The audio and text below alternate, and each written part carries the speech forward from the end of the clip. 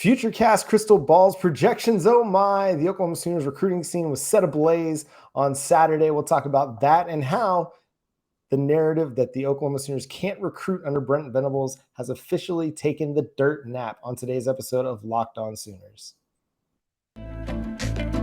You are Locked On Sooners, your daily podcast on the Oklahoma Sooners, part of the Locked On Podcast Network, your team every day.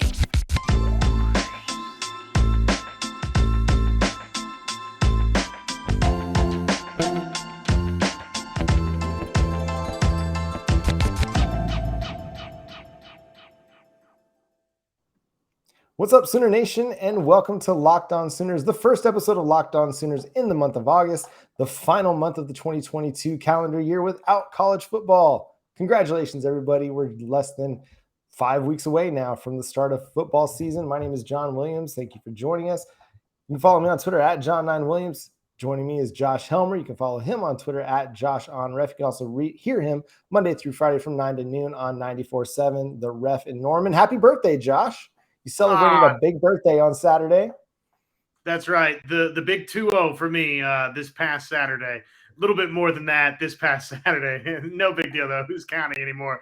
Thank you. It was a great birthday. You said it very well, very articulately right there. We are through, baby. The dog days of summer.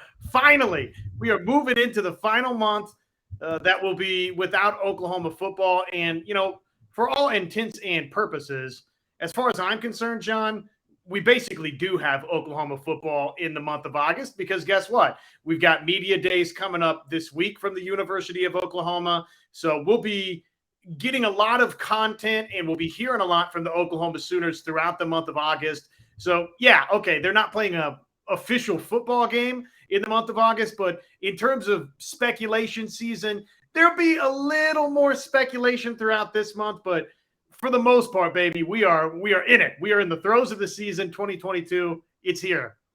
Yeah, fall camp starts on Thursday. We're going to start actually getting to put some theories to the test over the next few weeks as they start practice. The depth chart starts to line out a little bit more. And like you said, we're going to be at Oklahoma Media Day. Josh will be there with the radio station. I'll be there with Sooners Wire. So we're going to be able to get a little bit more insight into what's going on with these players. And I said on Wednesday, it's actually on Tuesday. My apologies for that. So we'll be looking forward to just sharing our thoughts on that with you guys later in the week. But Josh, man, Saturday was quite the day. Like I woke up early in the morning, wrote some stories, kind of was relaxing with the kids. A little after lunchtime, crystal ball projection, Futurecast, on-3 projection, just one after the other. After the Oklahoma Sooners had the party at the Palace on Friday night, it seems like that made a huge difference for some players on the recruiting trail for the 2023 class.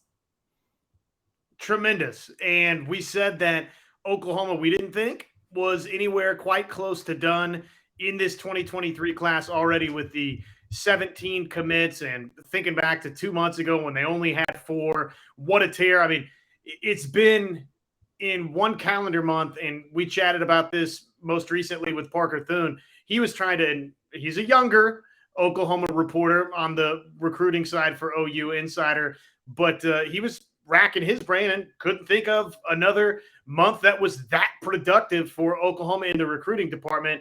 Doesn't seem like, at least as we start off the month of August, that OU's lost any of that steam. Instead, they, though they haven't picked up that next commitment yet, crystal ball, Rivals Futurecast, on-3 prediction, you name it. Yeah, and I think the exciting part about it, John, is, again, the defensive projections for Oklahoma and the fact that a lot of these guys seems like they're going to be guys that play either on the edge or up front for OU, which for my money, John, look, we can sit here and we can talk excitement over Anthony Evans, a wide receiver who's a very, very talented wide receiver that Oklahoma got one of those crystal ball projections in for Anthony Evans. I love skill talent. I love dating back a little bit further to the quarterback that we saw a projection into Oklahoma for Michael Hawkins.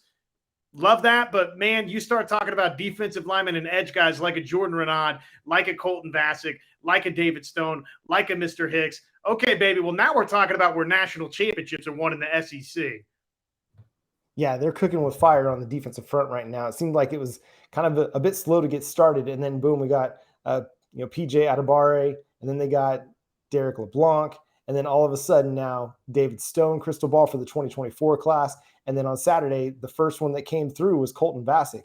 Now he spent Thursday with the Texas Longhorns in Austin, was in Norman on Friday, and since then it's been one projection after another. Colton Vasek looks like he's heading to the Oklahoma Sooners, barring some last minute unforeseen change. He's planning to commit on Monday at 3:00 Central Time. So we'll make sure we have some coverage for that as well. But yeah, Colton Vasek looks like he's going to be an Oklahoma Sooner. And when I watch the tape on this guy, and I'll share a little bit more on that tomorrow, I see a guy that has some JJ Watt type skill to him. I'm not going to say he's JJ Watt because that's very high praise for a future Hall of Famer in JJ Watt, but he's got that long body, that he's 6'5" and he's 260, probably going to have the ability to get up to 270, 280.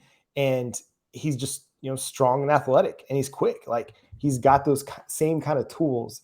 And I hate even making comparisons like that because of that. But that one comes down. David Hicks, a top 15, the number 1 defensive tackle in the 2023 recruiting class.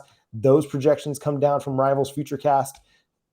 I mean, it's insane. And then Jordan Renaud. And what's intriguing about all of this is the recruiting battles that Oklahoma has entered into. So for Jordan Renaud, he was very highly considering going to Alabama. Like, Alabama was the team that Oklahoma has to beat in order to get him. Colton Vasek, an Austin Westlake kid. They're going to have to beat the Texas Longhorns in their own backyard for that guy. And then David Hicks.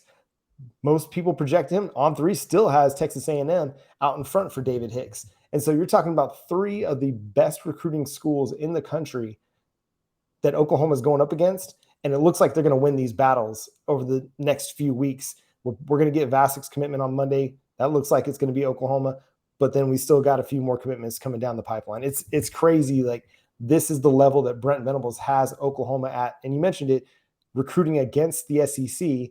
Texas isn't quite there yet, but they're heading that direction. But Alabama and Texas A&M, you can win those recruiting battles. Now, you're not going to win all of them, but if you can win some of them against those highly decorated recruiting schools, that's going to set you up very, very well for the future. You hit on it, and not that we haven't seen Oklahoma go into Westlake before. There's maybe one name or somebody from Austin that comes to mind that did a little bit something for Oklahoma over the course of his career, though obviously Baker Mayfield did not start out in Norman, Oklahoma. He, obviously started at Texas Tech and then eventually wound up at OU. The fact, though, that Oklahoma in this particular recruitment for a Colton Vasek, if yes, we get that decision that he's committing to Oklahoma, the fact that, again, he's an Austin kid, I believe he's a Texas legacy, is he not? And the fact that you could potentially win that type of recruiting battle is obviously significant. And then just across the board, these predictions, these projections that they've got coming in, John, I mean, you look at it and Jordan Renaud, okay, 4-star kid, according to 24/7 Sports. Vasek, 4-star kid. Anthony Evans, wide receiver, 4-star kid. Stone, yeah, that's coming up in the next class. 5-star kid. Makari Vickers, a safety, 4-star kid. I mean, we are talking about some big-time blue-chip talent that Oklahoma is landing here of late. You date back just a little bit further, and you think of both LeBlanc and Josiah Wagner. Again, blue-chip type talent, John. So they are on an absolute tear. Yeah, and there's potentially even more coming down the pipeline because that's not even everything that we're hearing. I mean, there's several more kids that are being rumored to be heading toward Oklahoma, but it's just not anything that anybody's putting projections out for, and so we can't really speak to that just yet. But there's potential that they're going to flip some kids that are already committed as well. So we'll definitely talk more about that down the road. But coming up, we got to talk about just the narrative that has gotten created. And we have the ref to blame for this a little bit, but people taking exception to Brent Venables' comments about what recruiting should be like and what a commitment should be like. And we'll talk about that on the other side. But first, I want to talk to you about BetOnline. It's the fastest and the easiest way to check in on all your betting needs. Find all your favorite sports, events, and it's the number one online source for all odds, lines, and games. Find reviews and news of every league, including Major League Baseball, NFL, NBA, NHL, combat sports, esports, and even golf. BetOnline continues to be the top online resource for all your sports wagering information, from live in-game betting, scores, and podcasts. They've got you covered. So head to BetOnline today to use your mobile device to learn more about the action happening today. BetOnline is where the game starts. All right, Josh. So we had a couple think pieces come out over the weekend after your folks over there at 94.7 The Ref on the Ref Twitter account shared the video of Brent Venables talking about Oklahoma, telling kids basically like, listen, go through your whole process before you make a commitment.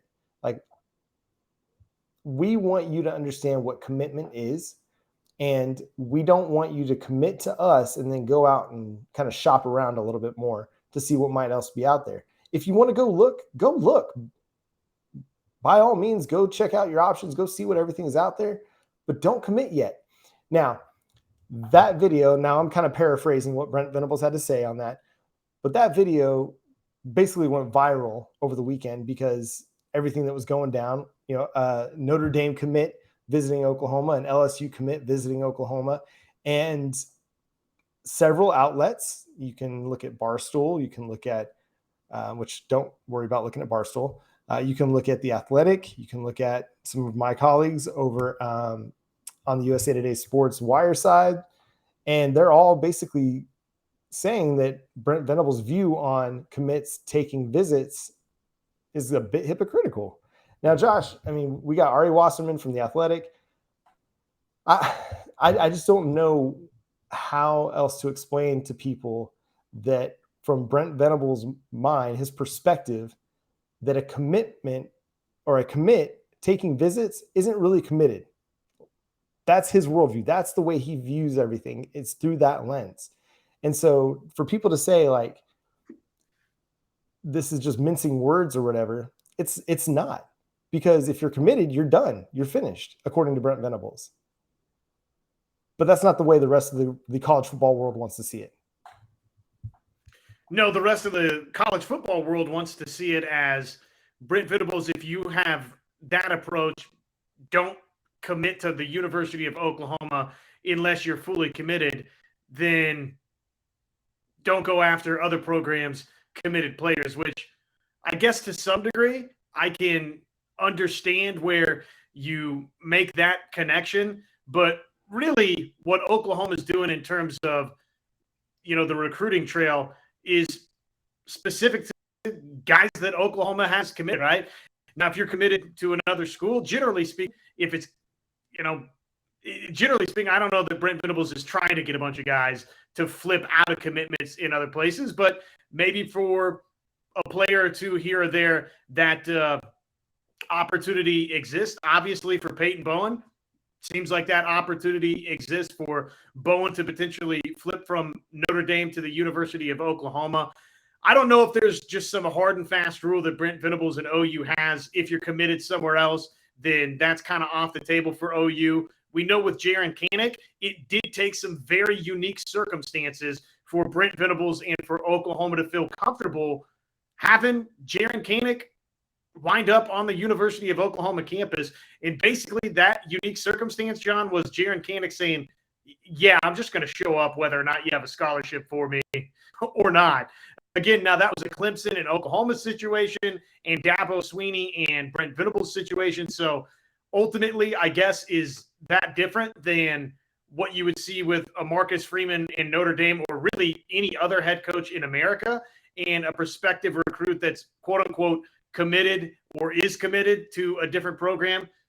I guess probably so. For Oklahoma, though, I think with Brent Venables, he's just saying, if you commit to us, if you commit to the University of Oklahoma, then you're shutting it down and you're not taking visits anywhere else, which obviously Marcus Freeman and Notre Dame, they haven't really had that approach. Or in this instance with Bowen, it doesn't seem that they've had that approach because guess what? He's been visiting Oklahoma and others. Well, and you can also look at Ryan Yates, a teammate of Jackson Arnold's down there at Denton Guyer, who is committed to LSU, but came with his buddy up to Oklahoma to check it out. And it's just kind of the way it is. Like, if you're not going to have that hard and fast rule with your commitments, they're going to go explore. And what did we see earlier this spring with Ashton Kozart, a Oklahoma Sooners commit, 4-star wide receiver? He wanted to go check out things up in Oregon. What happened at that point?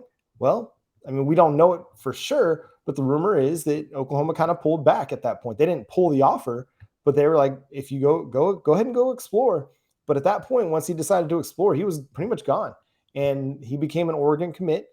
And that's fine. We never really heard anything else about that at that point. Nobody slandered the kid. Nobody talked bad about the kid. He just decided he wanted to go visit Oregon. He's from up in that area. So it's not like they're telling kids like, nope, once you commit, you're here forever. Obviously, you're not there until you sign your national letter of intent.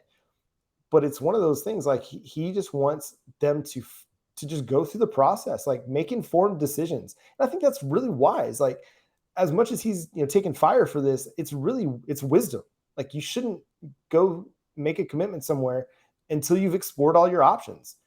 If you decide like Oklahoma is it, then great. That's fine.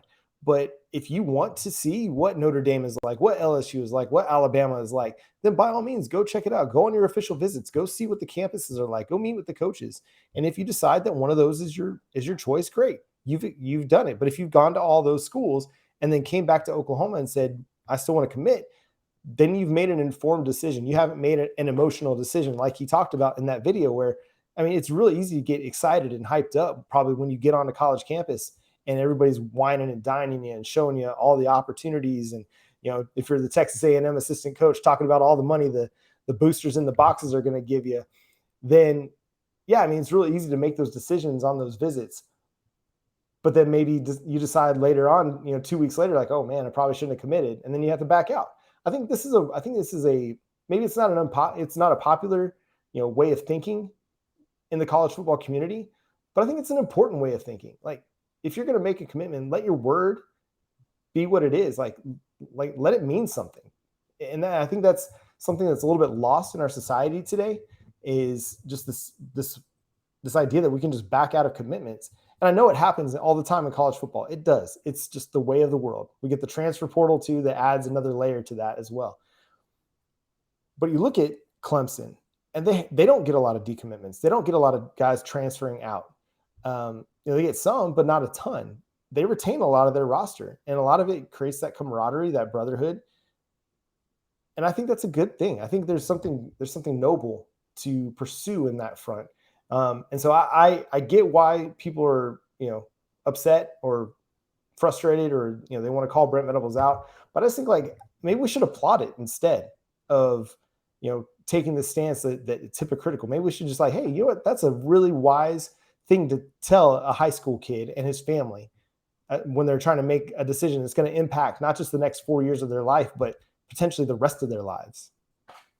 Is the hang up with these, now keep in mind, the Nick Shipkowski, who wrote that story for Fighting Irish Wire. Okay, well, Bowen is committed to the University of Notre Dame. So there's a little bit of skin in the game from that standpoint, from a Notre Dame reporter not necessarily wanting a Notre Dame commit to get flipped to the University of Oklahoma. So let's just note that part. Ari Wasserman for The Athletic, okay, that's a little bit different. Maybe his perspective from a national standpoint on the University of Oklahoma. But does it really ultimately, even with that Notre Dame tie for Nick, does it ultimately boil down to this piece? Brent Venables in that viral video that obviously, our station put out of Brent Venables talking about commitments. Is it basically because Brent Venables uses the analogy of marriage? Is that pretty much why he's getting labeled as this hypocrite here, to where he's saying, hey, if you commit to the University of Oklahoma, you're committed just to us and you're not taking visits elsewhere. And then meanwhile, he makes the analogy of, a marriage between obviously the commit and the University of Oklahoma and, Brent Venables and the staff and this and that. Is it just this idea that, yeah, well, I mean, if you're going to use this analogy of marriage and then you're going to go break up a happy home, so to speak, in the case of a Bowen, I mean, is that really where the hang up lies? 100%. But then at that point, like, people are looking too deep. Like, this is a coach giving an impassioned speech on a podium before he's ever coached a football game as a head coach, I think people are just like attacking just that premise and that Semantics. analogy. Yeah, it's just all semantics. And I get like even my perception of what of him talking about commitment, it's semantics on my end a little bit too. At the same time, like what we're coming down to is just commitment. Like if you made a commitment to somebody, you shouldn't be out looking around. You shouldn't be shopping around. You shouldn't be, if you're committed and you're happy with Notre Dame or LSU or Miami or whatever school, then there's no reason for you to look around at any other school. But if you're looking around, then obviously you're not fully content with what you're seeing. So you're not necessarily happy. You don't like what you're seeing. So again, it comes back to like, I think, yes, it's the analogy that everybody hung up, but I think they're just looking too deep at it. Like, yes, he used the analogy. He did it that way.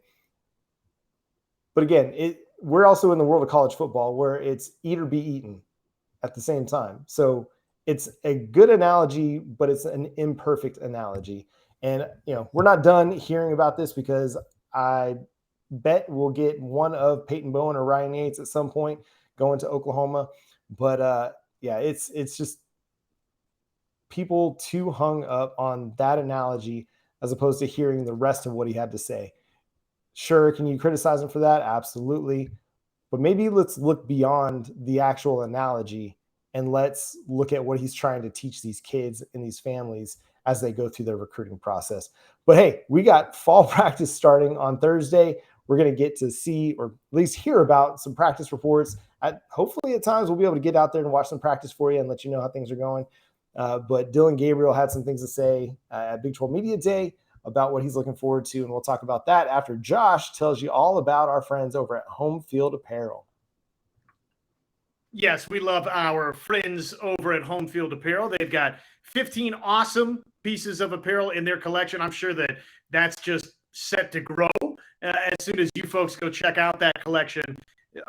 T-shirts, hoodies, crew necks, you name it, all vintage marks. John, if you're watching everyone on the YouTube side, behind John there, a couple of their shirts. Now our new customers, they can head over, get 15% off their first purchase from Homefield Apparel with our code LOCKEDONSooners at checkout over at homefieldapparel.com. That's our code LOCKEDONSooners at checkout at homefieldapparel.com. Dillon Gabriel did have some interesting comments. He was at Big 12 Media Days, asked about the idea, John, that, hey, you haven't really played in a conference like the Big 12. You haven't played at a program like Oklahoma.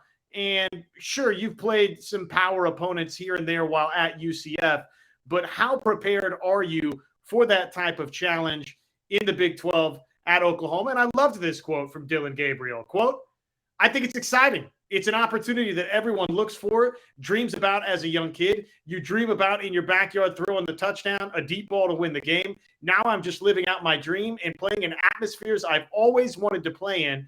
I look at it as a great opportunity. John, I'm really excited. I think it's what the game's all about, to go strap it up for 60 minutes. And I'm adding this in here, in the Big 12, right? So Dillon Gabriel hasn't had this opportunity at a place like Oklahoma. Now he's got it.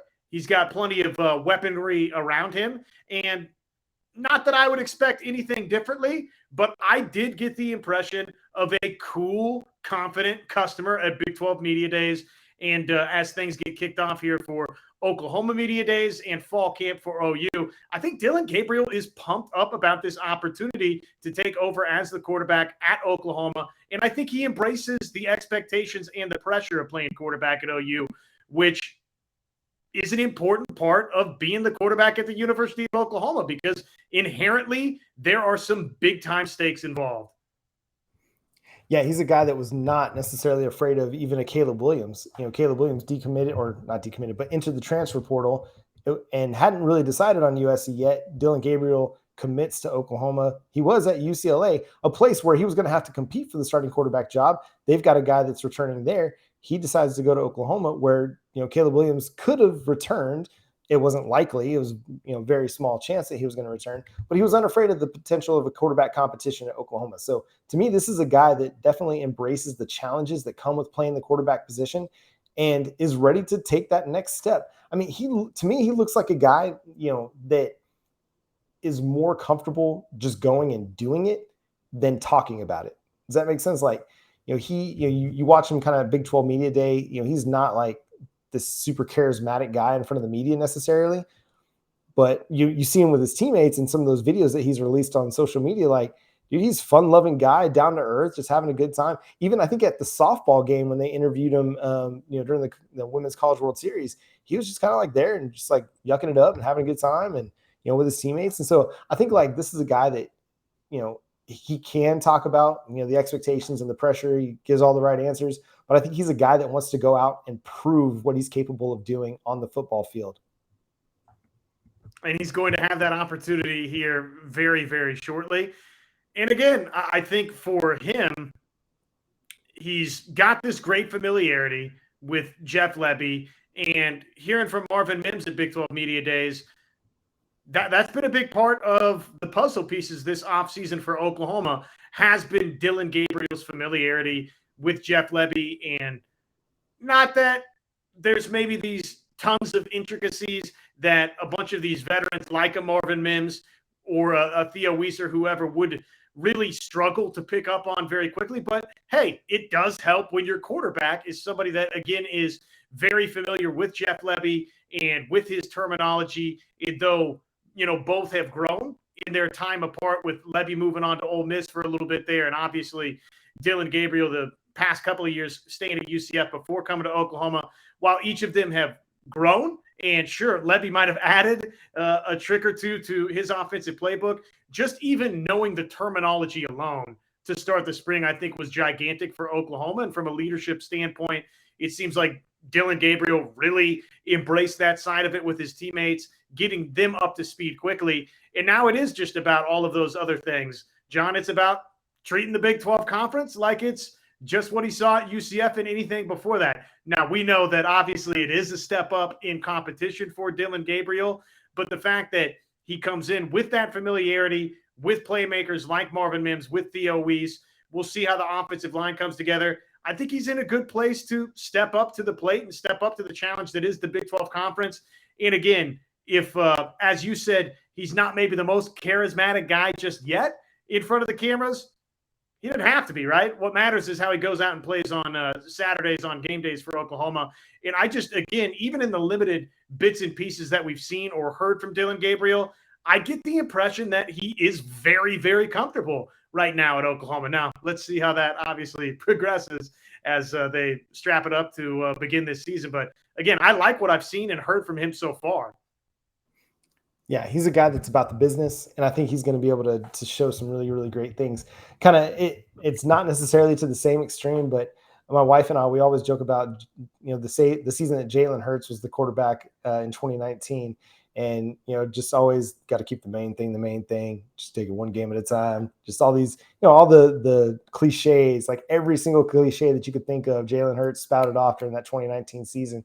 But that cool as a cucumber, attitude, mentality, not getting too high, not getting too low, talking about, hey, we got things we got to work on. It helped carry Oklahoma, and it allowed them to have that big comeback against Baylor down in Waco, and allowed them to go through the season and win the Big 12 championship. Now, obviously, they ran into the buzzsaw that was the LSU Tigers during Joe Burrow's Heisman year. But I mean, I think there's something to be said for having that same kind of mentality that we're not going to get too high, we're not going to get too low, and he's just about the business. I mean, I'm excited to see what Dillon Gabriel is going to do on a football field come September 3rd. I think there's so much anticipation right now around this season that by the time we kick off on September 3rd, we're going to be reaching this fever pitch of excitement. So less than 5 weeks away, Josh. We're coming down to the wire. We're going to get you ready for the start of the 2022 college football season with more positional previews, predictions, Big 12 outlooks, things of that nature. Also, go check out the Big 12